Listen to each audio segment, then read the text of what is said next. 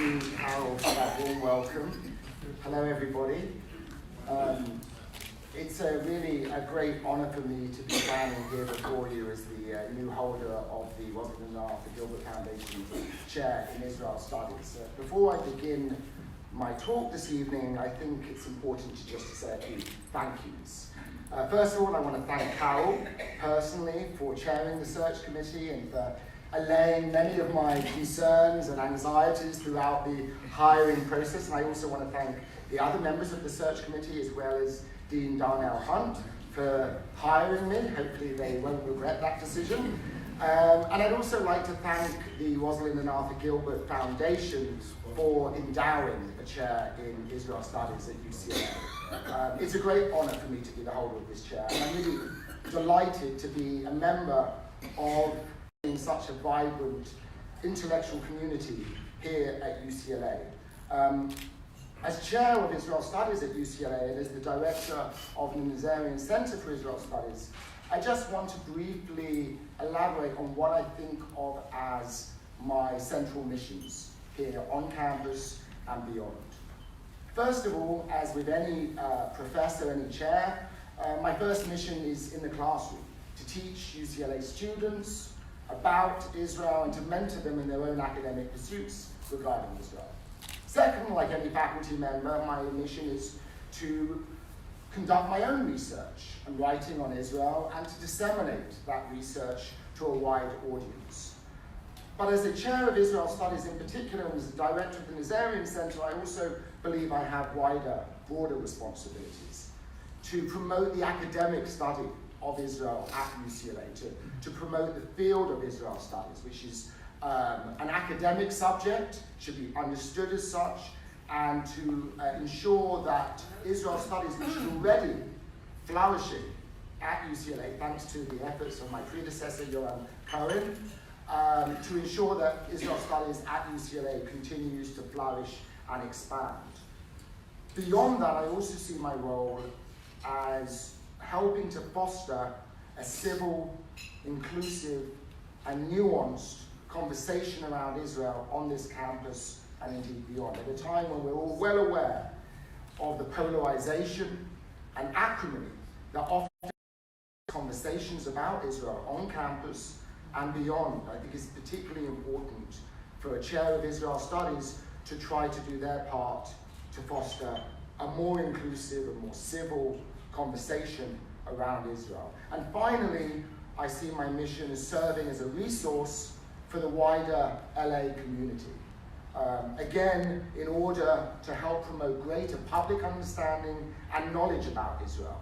And the Nazarian Center has already been doing this for some time, and I look forward to continuing to expand the Nazarian Center's activities in the community, and that will mean not only, as many of you have done today, and I'm very grateful for that, coming to campus, but also bringing the Nazarian Center into the community and visiting your places to speak with you and to promote greater understanding about Israel. So it is a long list and admittedly a somewhat daunting undertaking, but I am excited to take on this challenge, and with the help of the Nazarian Center's wonderful staff and the faculty and community advisory boards, and with your help, with all of your help, I'm confident that we can make UCLA not just a world-class center for Israel Studies, which it should be, but also a model for how sometimes difficult, challenging conversations about Israel can take place. And we need to model that kind of conversation here on campus and show how that can be done, not just on college campuses, but ultimately also in society at large.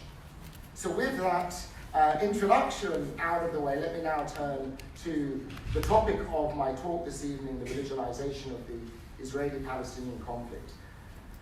As you heard from my introduction from Carol, I spent a lot of time teaching and writing about the Israeli-Palestinian conflict. In fact, I was somewhat alarmed in the introduction to realize how many of my books have conflict in the title.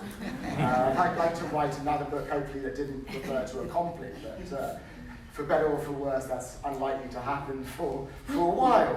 But as somebody who does write and teach a lot about the Israeli-Palestinian conflict in particular, I get to hear a lot of misconceptions about this conflict.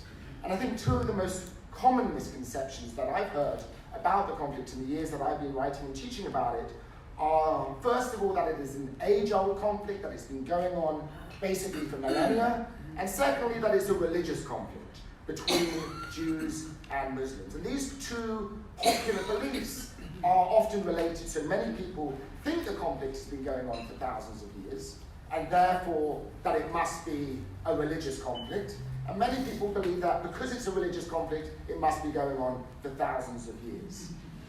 In reality, however, the Israeli-Palestinian conflict is not ancient, it's not age-old, it's a modern conflict, beginning roughly a century ago, when intercommunal violence between Jews and Arabs in Palestine first started in the aftermath of the First World War. Nor is the Israeli-Palestinian conflict simply a religious conflict, as many people assume it is. While it is true that Israelis are mostly Jewish, not all of course, 25% of Israel's citizens are not Jewish, and Palestinians are mostly Muslim, although not all, the conflict between them is not over their religious differences. In fact, Judaism and Islam have a lot in common, and both religions accept the validity of the other as monotheistic faiths. Judaism is non-proselytizing, does not expect to hold people to convert to Judaism, and while Islam holds that everyone should convert to it, the Quran and subsequent Islamic tradition does describe Jews as, quote, people of the book, and subsequent Islamic tradition has afforded Jews the status of dhimmi, or protected people, under Muslim rule, which was a lesser status than Muslims, but one that allowed Jews to practice their religion, albeit with some restrictions. In fact, historically, as we may well know, Muslims have actually generally been more tolerant of Jews than Christians have. So it's wrong to think then that the conflict is over religion. But it's also wrong to think of the conflict in purely secular terms, as simply a territorial conflict that can be solved by drawing lines on a map and partitioning territory. This is not just a real estate dispute, as, say, Jared Kushner seems to think it is. It's true that at the most basic level, the Israeli-Palestinian conflict is rooted in a dispute over land, over who lives on it, owns it, and rules it. But the land at stake is not just any old land, but land that has immense religious significance. It is, of course, the Holy Land, the land of the Bible, the birthplace of Christianity and Judaism, and a place that continues to hold immense religious significance to Christians, Muslims, and Jews around the world. Thus, although it's not primarily a religious conflict, but a conflict over land, it does have a religious dimension to it. This is, of course, most apparent in the struggle for control over Jerusalem, which is perhaps the most contested place on earth and the epicenter of the Israeli-Palestinian conflict. Both sides claim Jerusalem as their nation's capital, and the city has huge symbolic significance for Palestinians and Israelis, secular and religious alike. While the conflict over Jerusalem is not just driven by religion, a major reason why Jerusalem is so contested is undoubtedly due to the presence of some of the most sacred sites to Judaism and Islam in Jerusalem's Old City. In Jewish history, Jerusalem was the location of the first and second temples, the successive centers of Jewish ritual for approximately 1,000 years, and where religious Jews believe the divine spirit resides. The Romans destroyed the second temple in the first century, and all that remains of it today is an outer wall that Jews call the Western Wall, the Kotel, which has become the holiest site in Judaism. Directly above is what Jews call the Temple Mount and Muslims call the Noble Sanctuary, the Haram al-Sharif, which is the third holiest site in Islam. It's where the Dome of the Rock and the Al-Aqsa Mosque are located, and is the place from where, according to the Quran, the Prophet Muhammad ascended to heaven, met Allah, and received the Islamic commandment to pray 5 times a day. In fact, Jerusalem was actually the first place to which Muslims were instructed to face during their prayers. Disputes over this particular sacred site have fueled violence on numerous occasions throughout the history of the conflict.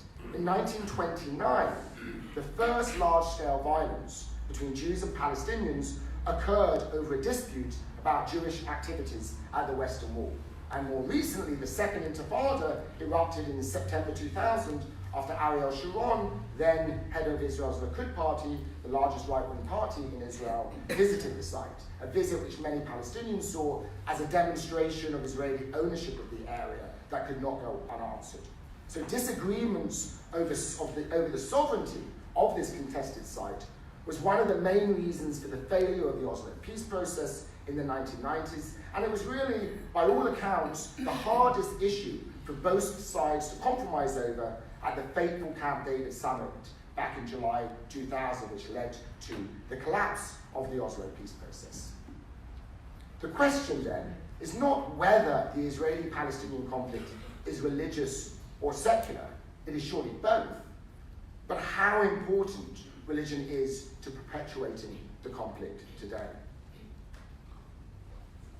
How much does religion fan the flames of violence between Israelis and Palestinians? And to what extent has religion become an obstacle to the resolution of the conflict? And those are the questions I will address. Religion clearly has always played a role in the conflict, but historically, contrary to popular belief, it was mostly a supporting or secondary one.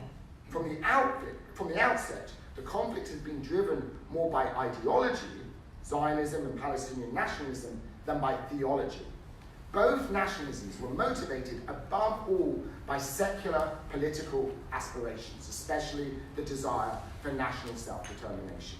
Nevertheless, from the beginning of the conflict, both the Zionist movement and the Palestinian national movement selectively drew upon religion in order to mobilize popular support, and both Zionist and Palestinian leaders repeatedly employed religious concepts, language, and symbols in the service of the nationalist cause, just as many other nationalist leaders have done historically. Over the past 5 decades, however, and I think a seminal turning point in that regard was the June 1967 Six-Day War between Israel and Arab states. Since that time, the religious dimension of the conflict has gradually become more important over time, largely due to the growing power of religious nationalism on both sides. On the Israeli side, religious nationalism has principally taken the form of Messianic religious Zionism, whose followers have spearheaded the Jewish settler movement in the West Bank, which is territory that Israel captured in the 1967 war. On the Palestinian side, the main exponent of religious nationalism has been the Hamas movement, which has, for example, ruled the Gaza Strip for more than a decade now. On both sides, these religious nationalists have been the most determined opponents of efforts to make peace between Israel and the Palestinians, and they've succeeded in derailing previous peace efforts, most notably the Oslo peace process in the 1990s. To this day, they continue to form the hardcore of opposition to peacemaking, as I will discuss. Since they can obstruct peace, as they have done before, I think it is critical that we understand their perspectives and their religious beliefs that motivate them, and take these religious beliefs seriously rather than dismissing them, as many secular commentators are apt to do. So let me begin with Messianic religious Zionism. Very, very briefly, because this is obviously a much bigger topic, briefly speaking, we can say that Messianic religious Zionism derives primarily from the teachings of Rabbi Avraham Kook, who was the first chief rabbi of the Ashkenazi Jewish community in British Mandatory Palestine. Now, Kook was unusual in that, unlike most Orthodox Jews of his time, who regarded Zionism as a heretical movement that defied the will of God by trying to end Jewish exile from the Promised Land before the arrival of the Messiah, Kook, on the other hand, tried to reconcile Zionism with Orthodox Judaism, and he tried to justify the participation of religious Jews like himself in the Zionist project. To do this, Kook argued that secular Zionists were unknowingly carrying out God's will, and that the return of Jews to their homeland represented the beginning of a process of messianic redemption, the beginning of the coming of the Messiah. Now this idea and Cook's teachings was somewhat esoteric for many years, and Messianic religious Zionism was a marginal movement in Israel until the 1967 war. But Israel's seemingly miraculous victory in that war, in just 6 days, evoking almost the biblical story of creation, Israel's miraculous victory in that war galvanized Messianic religious Zionists, determined to ensure that the liberated territories would forever remain in Jewish possession. They quickly began moving into them and establishing settlements. I want to be clear, most Jewish settlers had not been followers of Messianic religious Zionism, but they are the most ideologically committed and determined settlers in the West Bank. Messianic religious Zionists believe that the West Bank, or Judea and Samaria, as they would call it, belongs to the Jewish people for all eternity, basically because God gave it to them. They interpret God's biblical covenants with Abraham and Moses as giving the Jewish people the inalienable right to possess the entire land of Israel. So for them, living in the West Bank is not only a means of ensuring permanent Jewish control over the land, but is also, and this is critical to understand, is also a religious duty, since they see it as part of the process of bringing about the arrival of the Messiah. They believe they're doing God's work. They also believe that Jewish law prohibits abandoning any part of biblical Israel, the land of Israel, that is under Jewish control. And so they're staunchly opposed to any kind of territorial withdrawal because they consider it to be a violation of Jewish law. Moreover, since they take the view that Jewish religious law, halacha, takes precedence over the laws and decisions of the State of Israel, Messianic religious Zionists reject the Israeli government's right to give up any part of the land of Israel. They consider government decisions to evacuate Jewish settlements and withdraw from territory to be essentially illegitimate and immoral. The most fanatical among them, typically youth, now reject the authority of the Israeli state altogether. They comprise only a minority of the approximately 430,000 settlers living in the West Bank. They make up no more than a third of the settler population in the West Bank. And they're even a smaller minority of Israel's overall population. And we should bear in mind that Jewish settlers make up a mere 4.5% of Israel's population. Messianic religious Zionists, despite their small numbers, are a formidable domestic political force in Israel. They have a network of schools, religious academies, and synagogues propagating their ideology and promoting their views. They dominate the leadership of the Council of Jewish Settlements in Judea and Samaria, the Yeshua Council. That's the main intermediary between the settlers and the government. They have their own political parties that have become essential participants in all right-wing coalition governments in Israel. And now they work in the upper echelons of the state, bureaucracy, and the military. So the influence of Messianic religious Zionists in Israeli politics and on governmental decision-making far exceeds their actual numbers. Nothing, I think, better illustrates this influence than the fact that an idea that they had long championed, Israeli annexation of the West Bank, which was once and for a long period of time considered beyond the pale in Israeli politics. This idea has become increasingly mainstream, and now even secular right-wing politicians like the Prime Minister, like Prime Minister Netanyahu, have now publicly embraced this idea. The power of Messianic religious Zionists in Israel is bolstered by the financial and political support they receive from white evangelical Christian Zionists in the United States. For instance, just to give you one piece of data, according to Israel's Haaretz newspaper, evangelical Christians in the United States have donated as much as $65 million over the past decade alone to Jewish settlements in the West Bank. About a quarter of American adults identify as evangelical Christian. And the vast majority of them, not all, but the vast majority, believe that Israel's creation and the return of Jews to Israel are fulfillments of biblical prophecy, indicating that we are getting closer to the second coming of Jesus Christ. Evangelical Christian Zionists also believe that it's their religious duty to encourage Jews to return to the Promised Land in order to bring about the end of days. the rapture as prophesied in the Bible's book of Revelation. And this belief, called restorationism, actually emerged in the early 19th century, long before, in fact, the emergence of Jewish Zionism. So Christian Zionism actually predates Jewish Zionism in that respect. Christian Zionists regard the West Bank as the biblical heartland that Jews must possess before Jesus returns. Jewish Messianic religious Zionists in Israel, then, have effectively forged an alliance with Christian Messianic religious Zionists in the United States. The origins of this alliance actually date back to the late 1970s, when the Christian right first emerged in the United States. And since then, supporting Israel has become one of the central causes of the Christian right.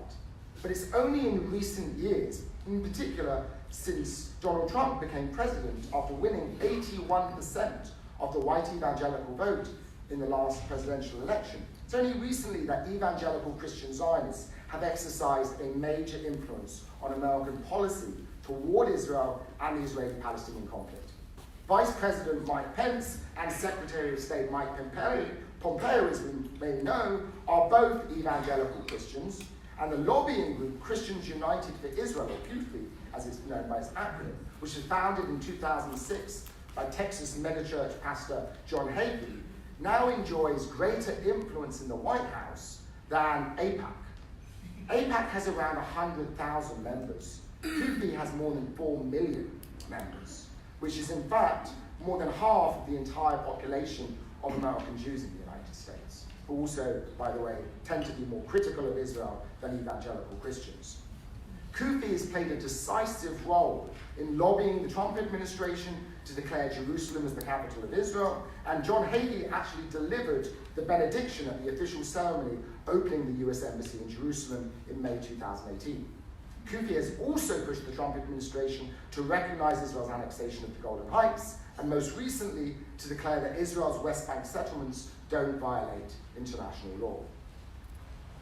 Turning now to the Palestinian side, religious nationalism has come in the form of what the French scholar Olivier Roy calls Islamo-nationalism, a fusion of nationalism with Islamism, a very powerful fusion.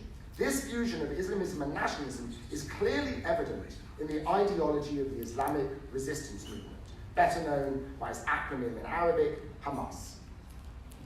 Hamas expounds an Islamist nationalist perspective on the Israeli-Palestinian conflict. Unlike its rival, the more secular Fatah party, which typically depicts the conflict as one between Palestinians and Zionists, thereby drawing a distinction between Jews and Zionists, Hamas has traditionally made no such distinction, often portraying the conflict as one between Jews and Muslims. Its founding charter, published in 1988, actually describes the Israeli-Palestinian conflict as a continuation of the struggle that the Jews of Medina and Khyber waged against the Prophet Muhammad in the 7th century Arabia to prevent the spread of Islam. And it also depicts the conflict, Hamas's founding charter, as part of a broader religious war between Islam and the West, depicting Zionism as a part of the relentless imperialist campaign waged by the West against Islam since the time of the Crusades. And in fact, in anti-Semitic fashion, Hamas's charter also alleges that Jews control and manipulate the West. A central tenet in Hamas's ideology is the claim that all of Palestine is holy. According to Hamas, the sanctity, the Islamic sanctity of Palestine is based on its designation as a waqf, which is basically an Islamic trust. Allegedly, this designation was made by the Caliph Umar in 638, when the Muslim army conquered Palestine. But actually, this is a recent claim that was only made in the 20th century, that Palestine is a waqf. As a waqf, Palestine doesn't just belong to the Palestinians, but to the worldwide Muslim community of all eternity. And hence, no Palestinian party or leader has the right to concede any part of Palestine, whether now or in the future. This is the fundamental reason why Hamas rejected the Oslo Accords and why it continues to oppose territorial compromise with Israel. And since Hamas rejects the possibility of territorial compromise with Israel, the only solution to the conflict that it ultimately proposes is the liberation, is the complete complete liberation of Palestine to be achieved by military jihad, which Hamas conceives of as a defensive jihad in response to what they regard as Zionist aggression. Hamas's ultimate goal, therefore, is the establishment of an Islamic state, one in which Sharia is implemented in all the territory of historical Palestine. Now, the liberation of all of Palestine is really a distant goal, at best, for Hamas. And Hamas accepts that it might take a long time to achieve this objective, just as it took Muslims a long time to defeat the Crusaders.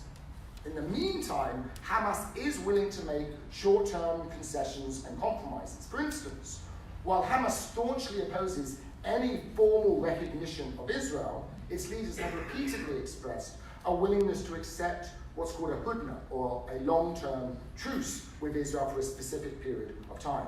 They've even more recently indicated they may be prepared to accept a Palestinian state in just Gaza and the West Bank, with East Jerusalem as its capital, as part of what's called a national consensus among Palestinians. And this position was presented in a very important policy document that Hamas published in 2017 after years of internal deliberations and debate.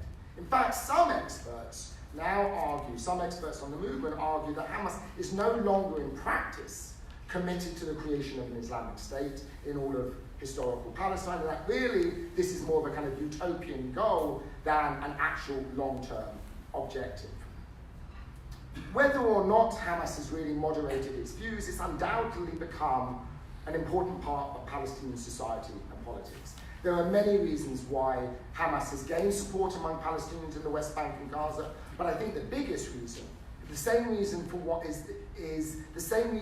Islamist groups and movements have gained popularity across the Middle East, which is the failure of secular nationalism, the failure of secular political elites to achieve people's aspirations. As has happened elsewhere in the Middle East, the Fatah-led Palestinian Authority is widely perceived to be corrupt, competent, and Fatah's strategy of negotiating with Israel is believed to have been a dismal failure.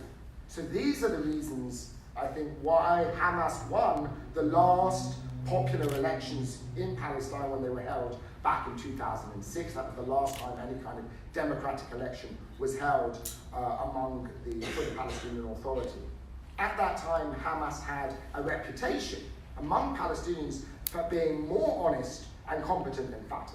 And one of the reasons why it gained this reputation was because it had long been providing social services to Palestinians. Just like the Muslim Brotherhood, which is actually Hamas's parent organization. Hamas was initially the Palestinian branch of the Muslim Brotherhood. Just like its parent organization, Hamas runs an extensive social services network with schools, orphanages, healthcare clinics, and soup kitchens. And this social services network has been made possible largely due to the financial support from private donors in Saudi Arabia and other oil-rich Gulf countries, and as well as from the clerical regime in Iran, which has funded Hamas and supplied its military wing with weapons and training. It's worth noting that the Islamic Republic of Iran's long-standing support for Hamas, as well as for the smaller group Palestinian Islamic Jihad, is driven at least in part by its belief that Israel is the usurper of Muslim lands, and by Iran's desire as a predominantly Shiite Muslim country to bridge the sectarian divide between Shiites and Sunnis and present itself as a pan-Islamic power. Hamas is not only, of course, a political movement and a provider of social services, it is also a military organization. It's a hybrid organization. Indeed, in Israel and the West, Hamas is often regarded solely as a terrorist group because it's been responsible for many acts of terrorism against Israeli civilians, all in the name of Islam. It's carried out hundreds of suicide terror attacks against Israeli civilians using Islam to justify them. Although suicide is expressly forbidden in Islam, Hamas justifies such attacks by describing them as martyrdom operations, using the term shaheed, martyr, when referring to suicide attackers. And it selectively draws upon passages from the Quran to glorify martyrdom, praising it as an act of supreme religious devotion and one that will be richly rewarded in the afterlife. The belief that becoming a martyr is the fulfillment of a religious command, and that they will go straight to heaven, is one that has inspired many Palestinians to carry out violent attacks against Israelis, although it's certainly not been their only motivation.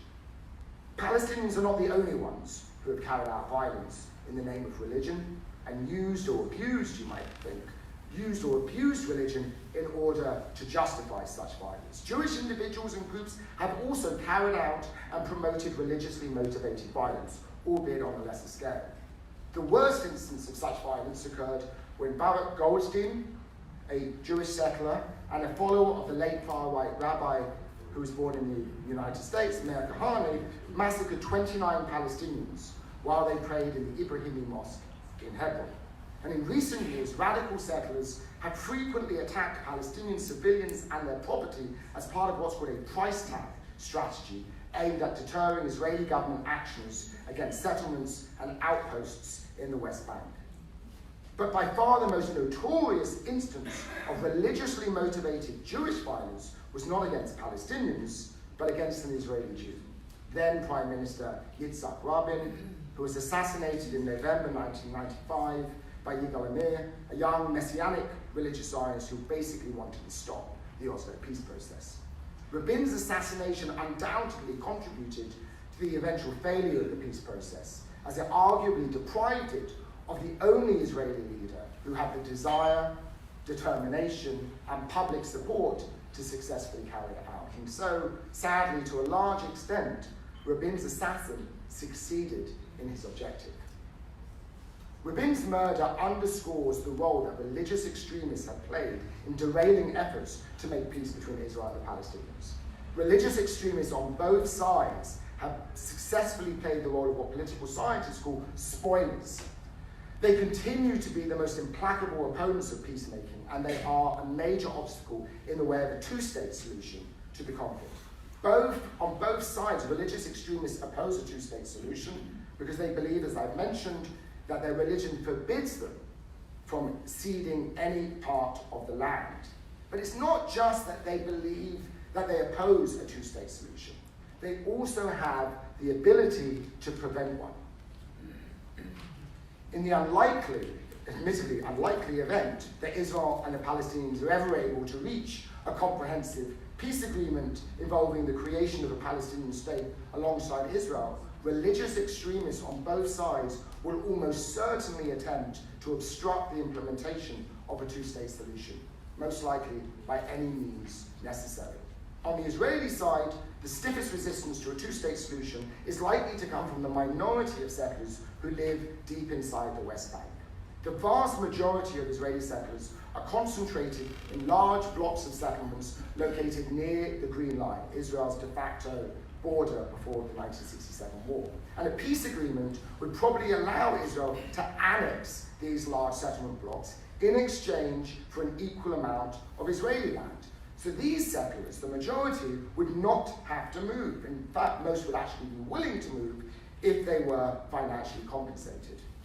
But the roughly 100,000 or so settlers who live in smaller, more remote settlements and so-called outposts in the heart of the West Bank, they're the ones who will most likely have to be relocated in the event of a peace agreement. And these settlers will oppose any effort to relocate them. And some will resist, perhaps violently, attempts to evacuate them. This potential, the potential for violent resistance, has previously intimidated Israeli governments from acting against settlers, and it could well deter a future government from forcibly relocating them if need be.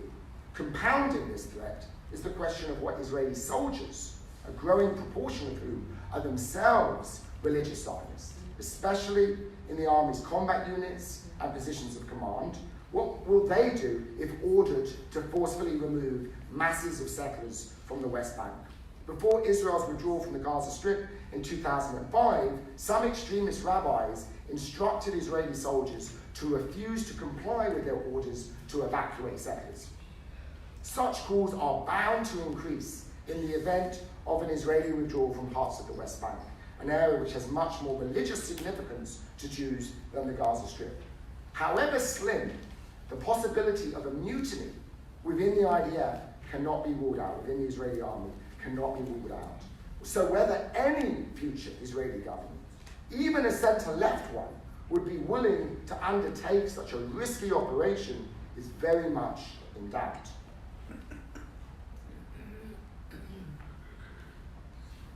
While Israel will have to contend with the challenge of religious extremists refusing to leave their settlements deep inside the West Bank, the Palestinians will face an even greater challenge from religious extremists, principally from the hardliners within Hamas. It's not necessary for Hamas to endorse a two-state solution. In fact, there are political parties in Israel, most notably the Likud party, which also is officially opposed to a two-state solution. So it's not necessarily for Hamas to support a two-state solution, but it is essential for Hamas to abide by one. What this means then is that will Hamas try to obstruct the implementation of a two-state solution? Its leadership has said that the group will abide by any peace agreement that Palestinians endorse in a popular referendum. But they want all Palestinians to participate in this referendum, including the maybe 5 to 6 million or more in the diaspora. So this condition is almost impossible to meet. Now, Hamas is responsive to Palestinian public opinion. For instance, back in 1994, when the Palestinian Authority was established as a result of the Oslo Accords, Hamas accepted the authority of the Palestinian Authority, accepted the PA, because Palestinians, at least back then, overwhelmingly supported it. So Hamas is responsive to Palestinian opinion. But there is a limit to how far Hamas will defer to any Palestinian popular consensus supporting a peace agreement with Israel. If a peace agreement, for example, required Hamas to dissolve its military wing and give up its weapons, and Israel, I think, will surely insist on this, because allowing Hamas to keep its weapons will pose too much of a threat to Israel, then it's almost certain that Hamas will refuse this. Hamas's leadership has stated on many occasions and in unequivocal terms that the group will never disarm. And even if it's more moderate leaders, and it has more moderate leaders and more hardline leaders, even if it's more moderate leaders were perhaps open to some kind of disarmament under some circumstances, they would balk, I think, from doing so simply because of the risk that this would create a schism within Hamas and lead to the emergence of more radical splinter groups because of the opposition within the movement to disarmament.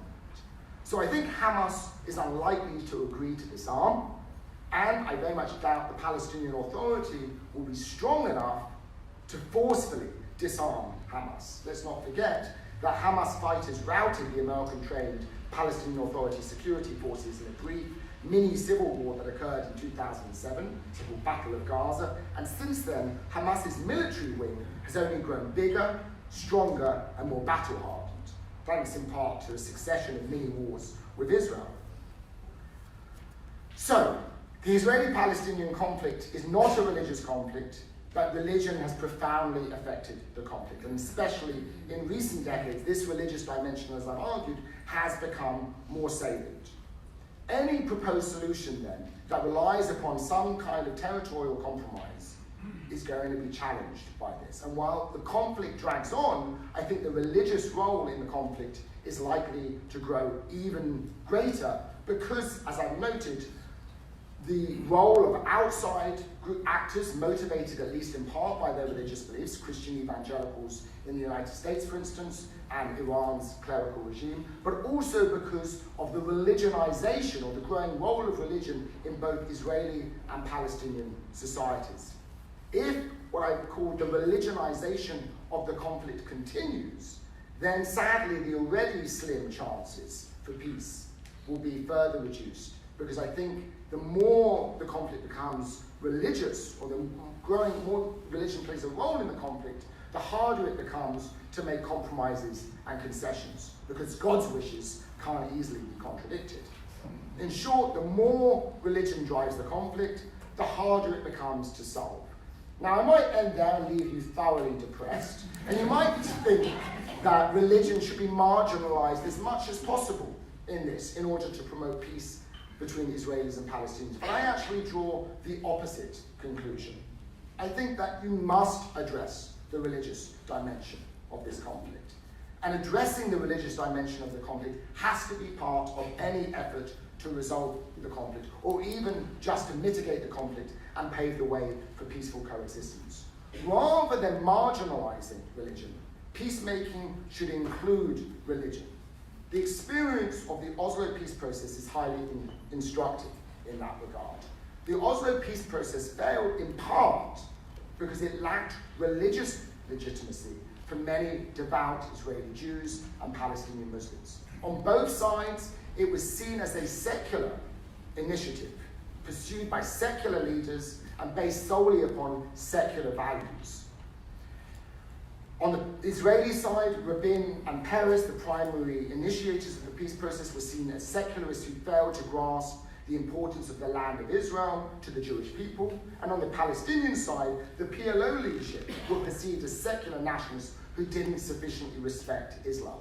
So in many ways, the fierce domestic debate within both societies over the Oslo peace process was a debate that pitted its secularist supporters against its religious opponents. And the survey data demonstrate clearly that it was secular Israelis and Palestinians who consistently expressed more support for the peace process than those who identified themselves as religious. So the failure of the Oslo peace process, I think, demonstrates that peacemaking that ignores or marginalizes widespread religious sentiments is doomed to fail. Peacemaking cannot be perceived as a secular enterprise, the sole province of secular leaders and guided by secular values. If it's seen in this way, religious believers on both sides will feel excluded, alienated, marginalized, and threatened by it. Hence, they will not support it, and some may even try to stop it. So to avoid this, future peacemaking efforts must take into account the religious feelings and beliefs that many Israelis and Palestinians have. And they must try to give some religious legitimacy to peacemaking. More specifically, religious publics need to be actively engaged. Religious values need to be frequently invoked to legitimize peacemaking, and moderate religious leaders should be included in peacemaking. I think moderate Jewish and Islamic religious leaders have a very important role to play in this regard. By providing a religious justification for peacemaking, they can help mobilize popular support among religious Jews and Palestinians for a peace agreement, and their participation in peace efforts can help legitimize any future agreement in the minds of religious believers, or at least soften religious opposition to it. More generally, moderate religious leaders on both sides can help to counter religious extremism by offering alternative religious commentaries and different interpretations of religious sources from that of extremist rabbis and imams. Now, I don't think that this will sway the religious extremists. We shouldn't be under any illusions about that. But I think these efforts can influence the broader religious public.